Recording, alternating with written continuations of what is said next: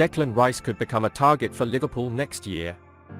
Football journalist Dean Jones has suggested that West Ham United star Declan Rice could become a target if Liverpool don't get Jude Bellingham next year. The Reds' transfer priority in the next 2 windows is, as this summer, a new midfielder.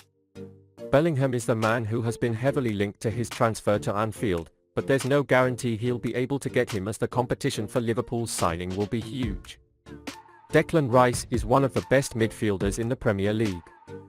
It's a surprise to many that he's good enough to play for any club in the country and is still at West Ham United. The English player is doomed at some point to take a big break from the London stadium, and it could be when he resumes next summer. He has been following Rice at Chelsea for a very long time, but Jones has suggested Liverpool could turn their attention to him if their primary transfer target is unable to reach a deal for Bellingham. Jones said, "We know Liverpool will be in the market for that type of player next year.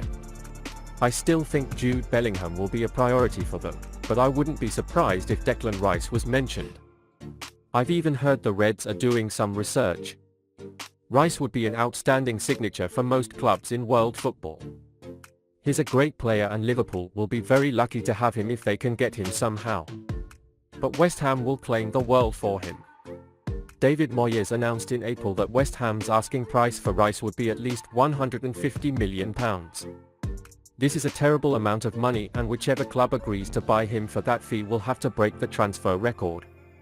Football is an interesting game and anything can happen in the next few months, but it will be interesting to see if Liverpool, despite being a great player, spend that much money to sign Rice anytime soon.